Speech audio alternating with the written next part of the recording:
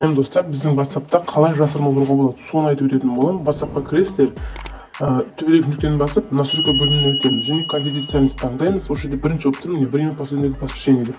Ол жерге кірген кезде мінекей тұрады. Біріншісі, кто видит мое последнее посвящение. Яғни сіз кіргенсіз, WhatsApp-тан шығып кеткенсіз, сол сағаттың сіз қашан WhatsApp-тан кіріп шығып кеткеніңізді көрсетеді. Сағат была в сети деп сағат жазып қояды ғой.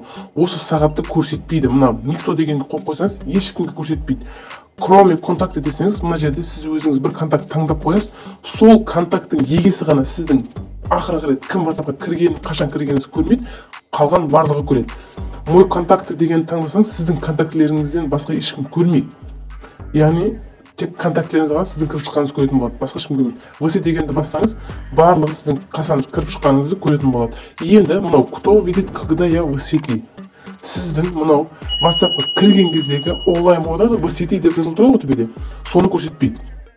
ВС дегенді бассаңыз, барлығы көреді. Те же, кто видит последнее посвящение десеңіз, мына жерде кім сіздікін көрмейтін болса, басқасы в сети дегенді көрмейтін болса, мына жерде ол көрінбейді. Енді кейінгісі фото профиль. Сіздің фотоңыз қойған профиліңізді кім көреді, кім көрмейді. Бұл да түсінікті. Статус дәл солай.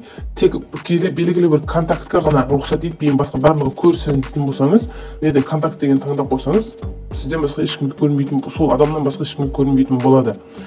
Отчет о прочтении дейді. Мынаны егер өшіріп қоятын болсаңыздар, сіздің біз WhatsApp-қа кірген кезде біз оқимыз ғой WhatsApp-те, сол кезде екі птичка жанады, жасыл птичка жанады.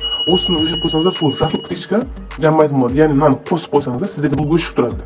Осыны қосып қоятын болсаңыздар, сізді ешкім жасыл птичка болмайды. Сізге сообщение жазса, жасыл птичка болмайды. Тек аудиозапистан бөлек. Аудиозапис жіберсе жасыл птичка болмайды, но бірақ оқыған кезде микрофонның светі жасыл түске айналып қалады. Яғни оқығаныңыз ода білінеді. Бірақ сообщениеңіз білмейтін болады.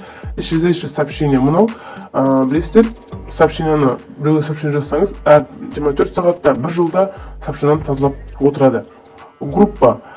Сізді кім группаға қосылады, кім группаға қосылмайды. Мой контакты десеңіз, сіздің контактыңызда бар адамдар сізді группаға қосылады. Кроме контакты десеңіз, сізді ешкім қоса алмайды группаға.